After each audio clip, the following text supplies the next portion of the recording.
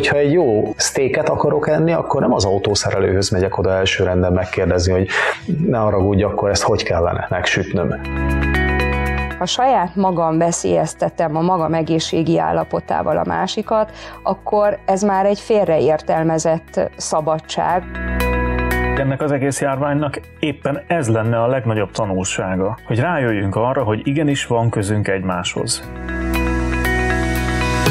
Hónapok óta vártuk, végre megérkezett, erre elbizonytalanodunk, hogy akarjuk-e. Zúdulnak ránk az egymásnak ellentmondó információk a koronavírus elleni védőoltással kapcsolatban, a kételyek közt pedig egyre nehezebb tájékozódni. Tud-e az Istenbe vetett hit fogodzót nyújtani a keresztény ember számára, amikor arról hoz döntést, beoltassa-e magát vagy sem? Erről gondolkodunk a mai adásban hárman szolgatársak, Nagy Zoltán Esperes Békés Csamáról, Mezőberényből Lázárné Korka Katalin és jó magam Zsíros András gerendási lelkész. A beszélgetés a Kötőszó támogatásával készült. Kövessétek YouTube-on, Facebookon, Instagramon és olvassátok a blogot, amit megtaláltok a kötőszó.blog.hu-n. Következik az Erősvár Podcast 11. adása. Ti szoktatok ilyet csinálni? Hogy elmentitek az előző éves összes dokumentumot, összes képet ilyen szépen rendszerezve, mappákban, tisztességesen? Persze. Nagyon rendesek vagytok. Mert ilyet te még nem csináltál?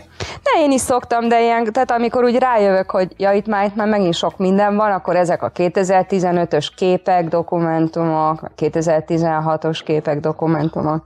Fényképeket, azokat mentem évek szerint, meg sőt hónapok szerint inkább. De a többit azt annyira nem. Én most külön válogattam a PDF-eket, a dokumentumokat, és akkor mind külön van. Tehát 2020 van PDF, dokumentum, Excel file.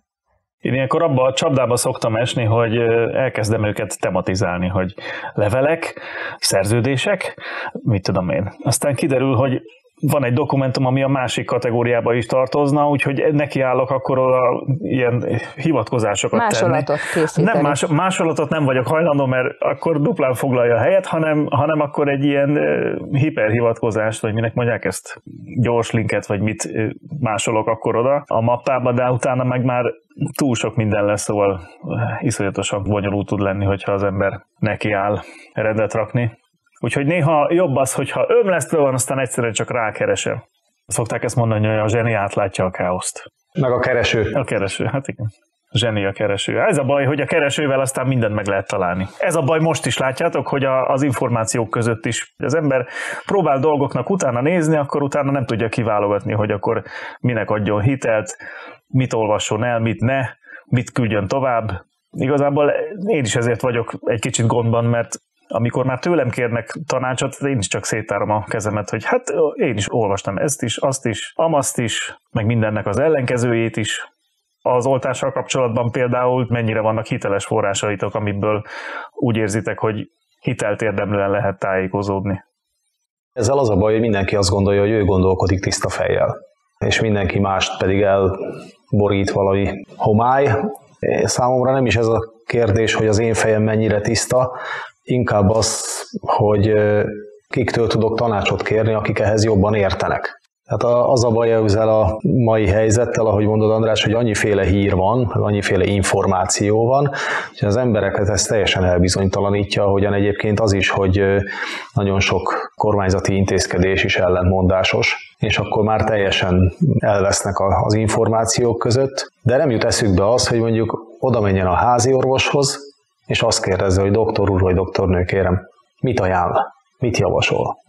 Én nem érzem magamat ilyen homályban botorkálónak vagy elveszettnek, mert azt gondolom, hogy lehet találni az interneten is hiteles forrásokat, illetve hivatkozásokban is meg lehet találni azokat, akik tényleg ennek a szakterületeknek a tudósai. Én gondolok most egy olyan kutató orvosra, vagy biológusra, aki a Pécsi Tudományegyetemnek adjunktusa, aki szépen összefoglalja egy negyedórás prezentációban azt, hogy mit kell tudni, és bátorít bennünket, biztat arra, hogy a tudományba vetett bizalmunkat azt tartsuk meg. Én bizonyára azért nem érzem magamat kétségbeesettnek, mert hogy én eddig is így működtem. Nem volt kétségem afelől, hogyha bemegyek a háziorvoshoz, akkor valóban olyan gyógyszereket fog nekem felírni, vagy olyan javaslatokat fog tenni, ami az én javamra van. És én tisztelem annyira az emberi tudást, és azoknak a képzettségét, akik feltették erre az életüket, hogy ők valóban elhivatottan és az emberiség javára akarnak cselekedni. Ez engem teljes békességben tart, és éppen ezért tudok jó szívvel jó ajánlásokat mondani másoknak is. És nem háborít fel téged, Kati, a már ellenvélemény, meg amilyen arroganciával tudnak támadni? Tehát most arra gondolok, hogy tegnap az Országos Mentőszolgálat kirakott egy képet, ahol volt egy mentős, aki tartott egy táblát, hogy én beoltattam magam, érted is, és olyan kommenteket kapott, hogy gyakorlatilag volt amelyik kommentben a halálát kívánták. Igen, olvastam a mentőszolgálatnak az azt követő nyilatkozatát is, hogy ezeket a sértő, bántó kommentelőket most onnan elhárították az ő oldalukról. Én nekem inkább az elkeserítő, amikor olyan pozícióban, vagy olyan helyszínen, hivatásban levő emberek teszik ezt, akikre sokkal nagyobb felelősség hárul. Úgy tudom, hogy itt is volt a kommentelők között egy pedagógus, aki nagyon durván nyilatkozott. Vannak esetek, amelyekben azok, akik kvázi igazodási pontként szolgálnak, azok nem tehetik meg azt, hogy ilyen módon szóljanak ki, akkor is, hogyha éppen valamilyen személyes állapotuk erre őket feljogosít, vagy feljogosítva érzik magukat, de engem ez elkeserít, nem felháborít, elkeserít, hogy itt tartunk, de nincs illúzióm, már nagyon régen nincs illúzióm azzal kapcsolatosan, hogy képzetlen, tájékozatlan, rosszindulatú emberek lazán megnyilvánulnak, és a mások kárára teszik, mert hogy ez ténylegesen arról szól, hogy nem csak önző módon valamiféle véleményt nyilvánítanak, hanem egészen ezzel ártanak ezzel másoknak. Ugye nekem is ez a legnagyobb gondom, hogy sokan egészen félreértelmezik a demokráciát, és úgy gondolják, hogy a demokráciában minden embernek a véleménye ugyanannyit ér, legyen az egy 6 osztályt végzett segédmunkás, vagy egy 4 diplomás orvosprofesszor. Tehát, hogy azért, ha az egyik mondja, hogy igen, és a másik, hogy nem, ez azért nem egy állítás, egy tagadás.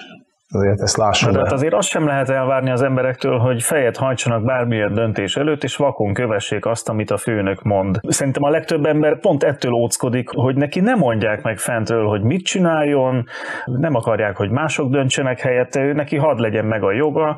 Ugye itt is az a gond, hogy a vakcinával kapcsolatban nem dönthetsz elvileg, hogy melyik típusút kapd meg, azt kapod, amelyikre esetleg pont nem tartanál igényt. Tehát itt is nagyon nagy a keveredés, és szerintem sokakban pont ez okozza a kétséget, hogy kicsit ilyen kötött kezűnek érzik magukat ebben az egész helyzetben, nem?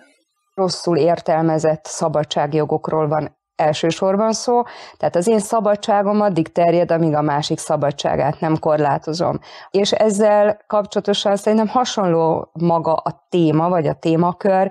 Én, ha saját magam veszélyeztetem a magam egészségi állapotával a másikat, akkor ez már egy félreértelmezett szabadság, az én önmagammal kapcsolatos döntési jogomnak a gyakorlása. Több gyermekes édesapa vagy, András. Tudod-e, hogy a kötelező védőoltások, amelyek a gyermekeidnek beadattatok, és kötelezően föl kellett vegyék, honnan érkeztek, milyen eljárással készültek, milyen módon állnak össze, és kik gyártották le. Én utána néztem a Népegészségügyi Központ honlapján annak a tájékoztatónak, amely a kötelező védőoltásokról szól, 47 oldalnyi általános tájékoztatót találhatunk ott. Hát középiskolai biológia tudásommal és az utóbbi éveknek nyilván egyfajta általános műveltségével is szólva azért feladja a leckét, hogy megértsem, hogy melyik oltóanyag milyen eljárással készül, de nincs ott, hogy kik készítették volna. A mi generációnk pedig, ez egy picit egy másik téma, és tovább gördítem innen, mi ugye azt sem tudjuk, hogy azok az oltóanyagok, amelyeket mi kaptunk gyermekként, azok honnan származtak. Jelzem, hogy abban az időszakban, amikor én gyermek voltam, 73-ban születtem, nyilván orosz vakcinákat kaptunk. Hála Istennek én itt vagyok, élek, egészséges, az összes kötelező védőoltás birtokában. Én nem gondolom, hogy bármely ország, bármely tudósainak és kutatóinak orvosnak a munkájának egy ellenpéldája lennék, hogy felesleges lett volna ezekkel élni. Persze, Kati, csak ezeknek a védőoltásoknak már legalább van a hátterében tapasztalat. Tehát ezek már hosszú évek óta bevált, alkalmazott védőoltások, míg most a Covid vakcina, hát gyakorlatilag mintha éles teszt zajlana most, hiszen még csak most kezdődnek az oltások. Persze, csak ha erre az érvre hallgatunk, akkor soha nem kezdünk el oltani, mert mindig van egy első, amikor még nincs mögötte tapasztalat. Szerintetek 1953-ban milyen kísérletek előzték meg a BCG védőoltást, a tüdőtuberkulózis elleni védőoltásnak a tesztüzemmódja az milyen lehetett? Évente 100 millió gyermeket beoltanak BCG védőoltással, ugye tuberkulózis elleni, és senkinek nincsen problémája azáltal, hogy azzal kapcsolatosan, hogy ez szükséges. Valóban átpolitizáltá vált ez a téma, ami járványügyi és egészségügyi probléma, nem pedig elsősorban jogi vagy politikai kérdés. Sajnos az a baj, hogy a véleménynyilvánítás, a szabadságjogok területére tévedtünk egy nagyon komoly egészségügyi helyzetből. Vannak az emberekben félelmek. Egyrészt nyilván van a mellékhatások miatti félelem, amit gerjesztenek nyilván azok a tévinformációk, amik megjelennek az interneten. Van egy óriási réteg szerintem, vagy legalábbis nagyon hangos réteg, akik mindenféle összeesküvés elméletek áldozatai, hadd fogalmazzak így, és azért annyira érdekes volt, 8-os gyerekekkel beszélgettem hittanórán erről a témáról, és ugye feltettem így egyenesben a kérdést, hogy és beoltatnád magad? És az egyik hittanosa mondta, hogy hát én nem, én aztán nem, én nem. És kérdeztem, hogy miért nem, és mondta, hogy hát nekem megvan a véleményem erről, én nem. És aztán utána kiderült, egy pár mondattal később, hát azért, ha ez lenne a feltétele annak, hogy elutazhassak valahova, akkor igen. És szerintem rengeteg ember gondolkodik így, hogy van így ezzel, hogy én aztán be nem oltatom magam, én be nem oltatom, meg ki tudja, mi van benne, nem tudom. És aztán a végén, hogyha valaminek ez lesz a feltétele, akkor valahogy eltűnnek ezek a gondok. Hát hány olyan ember volt, aki utazott egzotikus országokba eddig is, és olyan oltásokat vett föl, meg se kérdezte, hogy ennek van-e mellékhatása, vagy nincs, vagy ezt mennyi ideig fejlesztették. Tehát ezek a kérdések érdekes módon csak most kerülnek elő.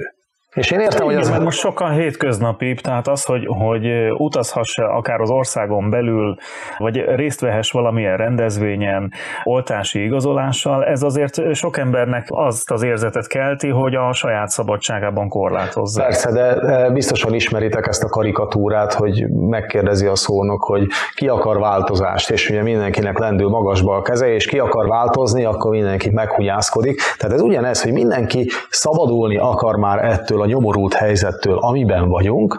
Végre itt van a lehetőség arra, hogy szabaduljunk tőle, de nem, hát nekünk azt nem, köszönjük szépen, mert mi jobbat tudunk. Számomra tényleg ez a szabadság, ahogy Kati fogalmazott ezzel, én egyetértek, a szabadságjogoknak és a demokráciának egy teljesen félreértelmezett megnyilatkozásai ezek, mert az nekem szabadságom nyilván, hogy véleményem legyen, meg hogy kimondjam azt, meg az is, hogy gondoljak valamiről, amit akarok, de az is szabadságom, hogy megkérdezzek olyanokat, akik értenek hozzá. Tehát, hogyha egy jó sztéket akarok enni, akkor nem az autószerelőhöz megyek oda első renden megkérdezni, hogy ne haragudj, akkor ezt hogy kellene megsütnöm. Tehát nem az orvost kérdezik meg első renden, hogy amit már korábban is mondtam, és nem az orvosok véleményét hallgatják meg. De pont ez a csapdahelyzet, hogy nagyon sokan leghamarabb vagy legegyszerűbben a házi orvosukhoz tudnak fordulni, és nagyon sokszor a házi orvosok sem egységes véleményen vannak. És hogyha ott már megoszlik a vélemény, akkor természetes, hogy akkor egy borzasztó nagy kérdőjel keletkezik a társadalomban is, hogy hát hogyha ő azt mondja, akkor hát... Ez egészen biztos, ugyanakkor én meg vagyok győződve arról, hogy azt mondják a szakértők, hogy 60%-os kell, hogy legyen az átoltottság. Jól emlékszem, találkoztatok ezzel a számmal is, hogy 60%-os átoltottság kell, hogy legyen a társadalomban ahhoz, hogy működjön az egész. Tehát azért azt nem hiszem el, hogyha minden egyes ember megkérdezné a saját házi orvosát, és megfogadná a véleményét, és azt szerint cselekedne, akkor ne érnénk el ezt az átoltottságot. Tehát nem hiszem, nem akarom elhinni orvosokkal beszélgetve, látva a reakcióikat, olvasva a reakciókat, nem hiszem el, hogy az orvosok 40%-ánál több ne akarná beadatni a védőoltást. Én szomorúan tapasztalom az általános orvoslásban, vagy a tradicionális orvoslásba vetett hit megingását, vagy a bizalomvesztést. A bizalom, igen, a bizalomvesztést. Rengeteget hallunk az alternatív orvoslásról, és bocsánat, hogy ezt mondom, iszonyat sok kuruzsló végzi a munkáját minden további nélkül a környezetünkben. Nyilván vannak hatásmechanizmusok, amelyek a természetes anyagok működését igazolják, és nem kérdés, hogy körömvirággal, meg kamilateával, meg zsurlóval sok-sok mindent lehet gyógyítani, vagy a fekete nadályfűvel. Természetes ezek a jóistentől kapott ajándékok. De hogy felülírjuk mondjuk egy műtétnek a szükségességét, vagy felülírjuk egy védőoltásnak a fontosságát csak az alternatív orvoslásnak a jegyében, én ezt egy nagyon szomorú képnek tartom. Pont a 21. században, amikor azért már a tudás olyan mérvű, hogy például egy PET-CT működését el se tudnánk mondani, ami az antianyagnak az elvén működik. Nem is értem azt, amit kimondok, de ott igazolható Einsteinnek a relativitás elmélete. Működik egy orvosi berendezés ezeknek a fizikai törvényszerűségeknek a talaján, ami egészen egyszerűen egy hétköznapi ember számára felfoghatatlan. Tehát a hagyományos orvoslásban olyan zseniális magasságokban vagyunk, és közben azt látjuk, hogy ezt sokan megkérdőjelezik, határozottan elutasítják, és inkább azt mondják, hogy akkor dörzsöljük be olajjal, meg ígyunk 2 pohár teát, és akkor már is a világ helyreáll. És ez szerintem nagyon rosszul van így. Sokkal jobbnak tartom azt, hogy ha már el tudott jutni az emberi társadalom ilyen szellemi magaslatokig, a tudásnak és a tudománynak egy ilyen magas fokára, hogy akkor ráhagyatkoznánk azokra, akik az egész életüket felteszik arra, hogy jobbítsanak az embertársaik életén. És én ehhez csatlakoznék, hogyha valaki ezek után, amit Kati elmondtál, egyetértve veled, megkérdezi azt, hogy akkor hol van a hitünk mindebben. Akkor én azonnal azt tudom válaszolni erre, hogy ott van a hitem, hogy hálás vagyok az Úristennek azért, hogy adódtak olyan emberek, akiknek megvoltak ehhez az adottságaik, megvolt a szorgalmuk, a kitartásuk, hogy ebben a hivatásban, az orvosi hivatásban, a kutatásban ott legyenek, végezzék a feladatukat, amit az Úristen nekik adott, meg a képességeik által megtehettek, és eljutottunk ide. Össztársadalmilag vagy össznépileg, hogy igenis megvan a lehetőségünk arra, hogy egy vírus felbukkanása után ennyi idővel gyakorlatilag elérhető közelségbe ért a vakcína. És hálásak lehetünk azoknak az orvosoknak, akik ezen dolgoznak. És hálásak lehetünk az Úristennek azért, hogy adott ilyen tudást az emberiségnek. És számomra az istenhit egy ilyen helyzetben nem azt jelenti, hogy hát nem kell nekem az oltás, hát majd az Úristen megóv engem, hanem azt jelenti, hogy az Úristen adta ezeknek az embereknek a lehetőséget arra, hogy másokon segíthessenek. És mondjuk, hogyha Isten büntetéseként értelmezzük ezt az egész járványt, mint egyfajta eredményét az ember önteltségének, elégedetlenségének, állandó harácsolásának, a globalizmus elterjesztésének. Gyakorlatilag az egész Covid kérdés ennek mind a következménye. Én nem tudom Isten büntetéseként értelmezni. Nem tudom. De még ha akként tudnám, akkor is csak úgy tudnék erre nézni, ahogyan az Úristen az első emberpárt kiűzte az édenkertből, és megbüntette őket, de akkor ruhát is adott nekik. Én tehát nem tudom akként nézni, de ha úgy lenne, akkor is úgy értelmezném ezt, hogy akkor is az Úristen ad utána segítséget. Tehát akár azt is mondhatnánk, hogy tanulhatnánk is valamit ebből az egészből? Fölfedezhetjük, hogy mennyi olyan értéke van az összetartozásnak, a találkozásnak, amitől most mind meg vagyunk fosztva, amiket jobban meg kellene becsülnünk ahhoz, hogy utána, ha egyszer végre túl leszünk ezen az egészen, akkor mindezt jobban megbecsüljük. Én bizonyos vagyok ebben, mert hogyha csak a bezártságot tekintjük, az ember a saját gondolataimba, a saját otthonába, maga által megszabott keretekbe bele tud zsugorodni, beszűkülünk egészen egyszerűen.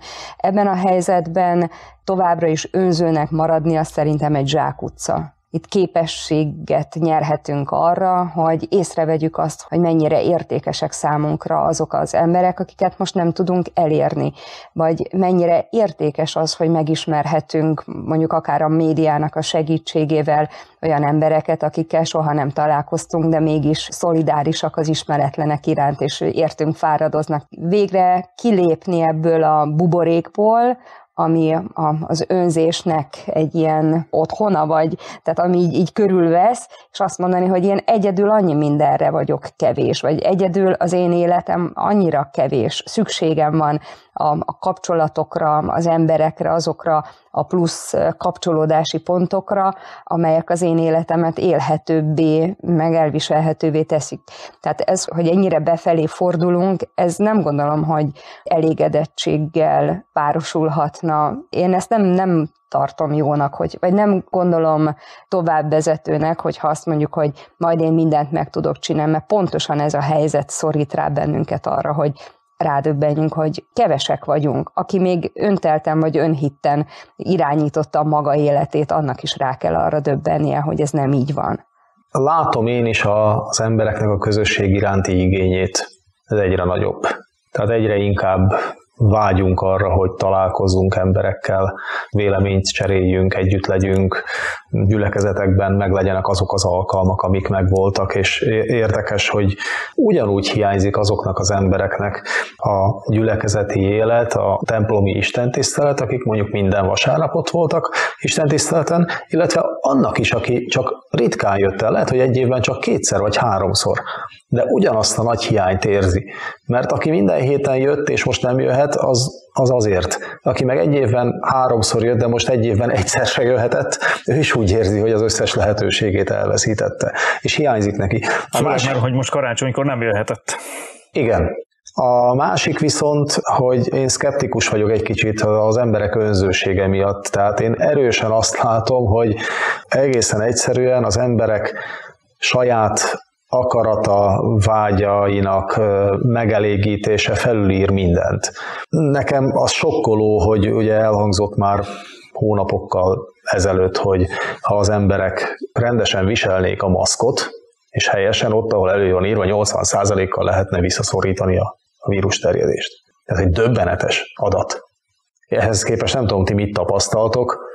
Én azt, hogy nagyon-nagyon sok ember van, aki erre fittyet hány, és nem foglalkozik vele. Azért, mert neki az kellemetlen. Mert én nem kapok levegőt úgy. Hát én se kapok úgy, mint anélkül, de ettől még, ha ezt kell megtenni, akkor megteszem. Tehát én szkeptikus vagyok, amiatt is, amire emlékezzetek vissza tavasszal, mi volt az első reakció az emberekben? Az, hogy vásároljam fel az összes élesztőt, amit találok, meg lisztet, meg WC papírt. Most is sajnos ezt látom, hogy az emberek akkor hajlandóak ezt az áldozatot, idézőjelben mondom, áldozatot meghozni, hogy beoltatják magukat, ha őket ez befolyásolja, vagy akadályozza majd valamiben. Ha ő majd nem utazhat Dominikára, vagy Egyiptomba, akkor beoltatja magát, de amíg ő élheti az életét, addig ő nem foglalkozik azzal, hogy mi lesz a másik emberrel. Ő neki meglegyen az, amit ő akar. Azt nem látom, hogy tanultunk volna belőle, mert sokkal könnyebb elfogadni egy összeesküvés elméletnek a hazugságát, ami nekem kényelmes, mint az, hogy elgondoljuk azon, hogy nekem mind kellene változtatnom, és hogyan kellene máshogyan élnem, ahhoz, hogy ez ne következzen be. Igen, a haszonelvűségről beszélsz, Zoli, hogy ez a világ iszonyatosan erre van kiélezve, hogy mi hasznom nekem abból, mi abból az előnyöm, hogy ezt megteszem, és a borzasztó kényelmesség is. Egy tapottat se kelljen többet menni, igen. Tehát, hogy meg az áldozatvállalás, tehát igazából, hogyha azt nézzük, a keresztény értékeinknek a hiánya, az, hogy empatikus vagyok a másikkal, hogy felelősséget vállalok nem csak önmagamért, hanem szeretetből lemondok a magam javáról, hogy odafordulok, hogy nem csak a magam hasznát nézem. Tehát, hogy ez azért egy társadalomban komoly jelzése annak, hogy hol vannak a biblikus értékek, vannak-e egyáltalán, hozzuk-e magunkkal, mint keresztény kultúrát, vagy pedig ez az egész az elfeledett múltnak a része, és nem az életünknek a meghatározója. És én itt látom azt, hogy lehetne tanulni, ahogy kérdezted az előbb, András, hogy lehet-e ezt valami módon egy tanuló időszaknak látni. lehetne, mert hogy kapunk rá lehetőséget. Pontosan az ember a saját bőrén érzékelheti azt, hogy hol vannak a határai, és nem csak azzal kapcsolatosan, ami a távolságtartásra vagy a maszkhasználatra vonatkozik, hanem az, hogy én egyedül nem tudok mindent megtenni, ami nekem kényelmes lenne. Most gondolok itt hirtelen családi disznótorokra, hogy hány embert kell összehívni ahhoz, hogy ez működjön, hogy minden részfeladatot meg tudjunk csinálni, de mennyire kell vigyáznunk egymásra, hogy a más településről ideérkező unokatestvérnek szabad-e belépni a mi házunkba. Tehát, hogy azért mégiscsak egy komoly jelzés arra, hogy sok mindenre önmagunkban is, meg a jelenlegi technológiával képesek vagyunk, de nem vagyunk képesek mégsem a kiterjedt kapcsolatrendszerünk hiányában úgy élni, ahogy mi szeretnénk. És az is a mi javunkra van, és a mi hasznunkra van, hogyha szabadon mozoghatunk, szervezhetünk, és a magunk kényelmére dolgozhatunk, vagy akár egy disznótort megszervezhetünk. És én itt látom azt, hogy mennyire kiveszett a szeretetnek, a másokért való keresztény szeretetnek a mindennapisága, vagy a megélése az emberek életéből, mert lehet, hogy egy szép üzenetre, vagy egy Facebookos bejegyzésre odalájkol, hogy a szeretet az első, meg a legfontosabb az, hogy toleráns legyen. De amikor meg kell cselekedni, akkor viszont nem ösztönszerűen és nem automatikusan jön, és ennek ez a jelzése, hogy amikor arról van szó, hogy nekem kellene vigyáznom a többiekre, akkor azt mondom, hogy mit érdekel ez engem, és ez egy fájó helyzet. Pedig ennek az egész járványnak éppen ez lenne a legnagyobb tanulsága, hogy rájöjjünk arra, hogy igenis van közünk egymáshoz. Mert hogy indult az egész járvány, hogy a világ másik végén egy távol-keleti országban, ami számunkra kínai, még van is egy ilyen szólásunk, mint ami a legtávolabb van, annak is csak egy tartományában, amiről soha nem hallottunk, azelőtt ott felbukkant egy járvány, mi közünk van nekünk ehhez. És lám, eltelt pár hét vagy pár hónap, és a legutolsó magyarországi faluban is megjelent a fertőzés. Pedig én is sokáig azt éreztem, hogy hát ez Kínában van, hát csak Ázsiában van, talán nem jut el Európába, bízhatunk ebben. Aztán, amikor eljutott Európába, talán bízhatunk abban, hogy Magyarországra nem, vagy amikor Magyarországra eljutott, akkor talán csak a fővárosban, és aztán szép lassan eljutott még Gerendásra is. Tehát sehol nem voltunk ettől az egésztől védettek, mert az emberiség összetartozik, és nem lehet azt mondani, hogy ez csak bizonyos embereknek a problémája, rá kellett döbbennünk arra, hogy ez valamennyiünk problémája, és ebből a szempontból egyikünk sem különbözik, és össze kell fognunk ahhoz, hogy közösen legyőzzük az ellenséget. Talán ez a legnagyobb tanulsága, vagy a legnagyobb idézőjelben ajándéka, ez a felismerés, ha valamit lehet pozitívumként kiemelni ebből az egészből. Abszolút, sőt, én is ezt hangsúlyoznám, meg most is ezt látom az oltás kapcsán, hogy ez egy csapatjáték. És amire csapatjátékban szükség van, és a kötőszóra írtam is egy cikket ezzel kapcsolatban, és ott is ezt a kettőt emeltem ki, most is ezt tudom csak kiemelni. Egy csapatjátékban szükség van az alázatra, meg a bizalomra. Legyen bizalmam ahhoz, hogy a másik csapattársam az ugyanazt a célt akarja elérni, ugyanazért küzd, de az alázat is legyen meg bennem, hogy azért könyörgöm, hogyha egy orvos azt mondja, hogy ez így jó, akkor miért gondolom én azt magamban, a magam elvégzett 8 osztályával, vagy érettségivel, vagy egy bármilyen egyetemi végzettséggel, aminek köze nincs egyébként az orvosihoz, miért gondolom azt, hogy én ugyanolyan okos vagyok, mint az orvos? Tehát, hogy ez ennek az alázatnak a teljes hiánya. De amiről Kati beszélt, abban is ezt érzem, hogy az alázat teljes hiánya, hogy nem tudom azt mondani, hogy én most valamiről igenis lemondok, mert egy nagyobb jóért erre szükség van. Tehát arról nem vagyunk képesek lemondani, hogy akkor menjek el szórakozni, amikor akarok, és oda, ahova akarok.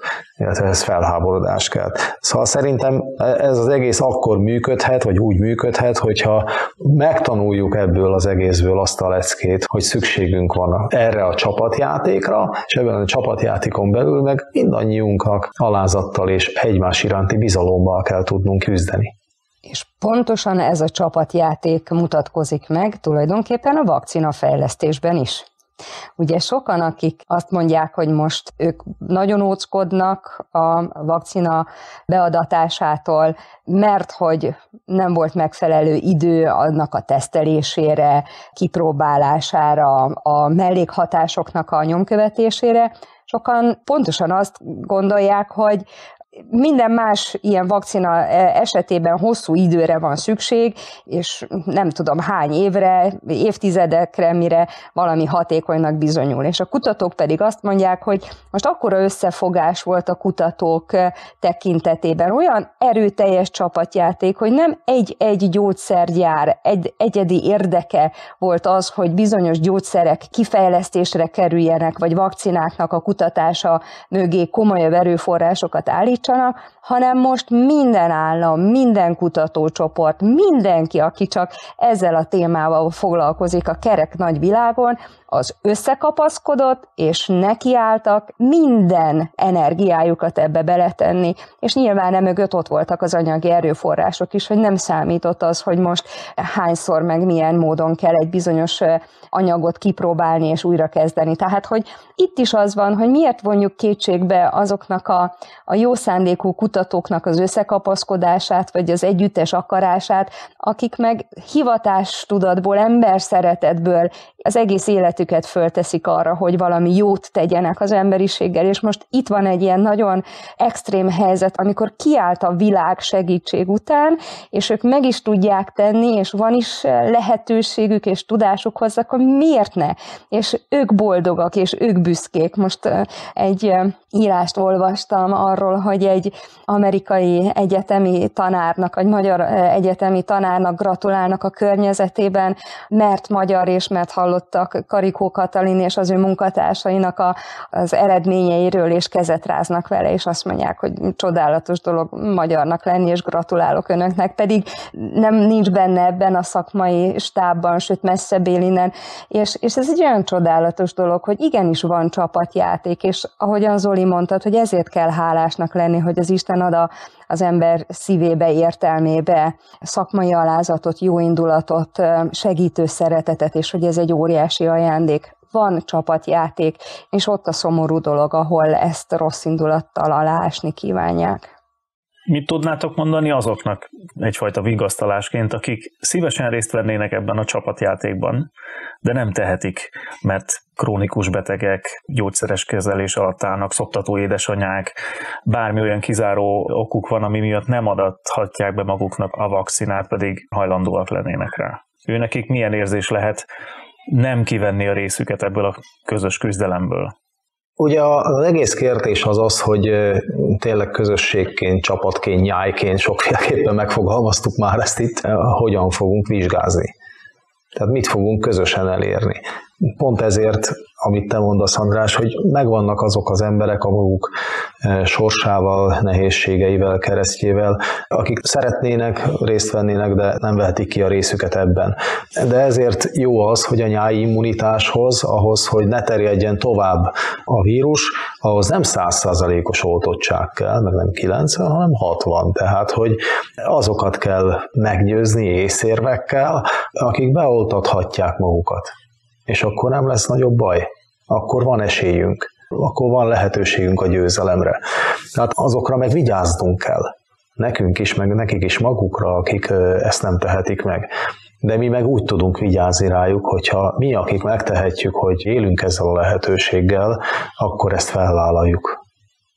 De minden más kötelező védőoltás esetében vannak kivételes, vagy kiveendő egyének pontosan a maguk egészségi adottságaik miatt. Tehát, hogy ez megint nem egyedi. Talán ezt kellene elmondani sokaknak, hogy tessenek végigolvasni egy algopirin mellékhatásait, és mennyi van, és ennek ellenére nyakra főre beszedegetjük, vagy akár az ibuprofén származékokat. Nagyon-nagyon sok mellékhatása van. Szoktunk vele törődni? Nem, mert a fő célja ennek a gyógyszerkészítménynek az, hogy fájdalmat csillapítson, vagy görcsöt oldjon, és tudjuk, hogy lehet, hogy 10 000-ből egy embernél aztán mondjuk egy émeigésre, vagy egyéb más dologgal majd párosulni fog, de ezt a hihetetlenül minimális kockát kockázatot vállaljuk. És a másik oldalon pedig, akik benne szeretnének lenni, én azért megint hadd legyek nagyon optimista. Amikor azt mondják, hogy igaz, hogy mutálódik ez a vírus, de ez a mostani vakcina a mutálódott vírusra is hatékony lesz, vagy ha nem teljes mértékben, de mindenféleképpen segítséget nyújt a szervezet védekezéséhez, akkor én azért abban bizakodom, hogy a tudósaink azért vannak annyira elhivatottak, okosak, és szembe jön velük majd az a megoldás a Jóisten segítségeképpen, hogy azoknak is tudnak segítséget nyújtani, akik abba a kicsiny százalékba tartoznak bele, akik most ebben az első körben, most ebből a típusú vakcinából nem részesedhetnek. Nekem végig ott van ez a ráhagyatkozás. És nem csak elsősorban a tudás előtt főt hajtva, nyilván az előtt is, és ezt mérhetetlenül szeretném kihangosítani, de abban a hitben is, hogy az Isten tenyerén vagyunk. Ez a világ a maga megfáradtságával, bűneivel, betegségeivel, nyomorúságával mégiscsak az Isten teremtménye, az Isten szeretett világa, és mi pedig mégiscsak az ő teremtményei vagyunk. Ő benne bizakodom akkor, amikor az emberi segítő szeretetre ráhagyatkozom.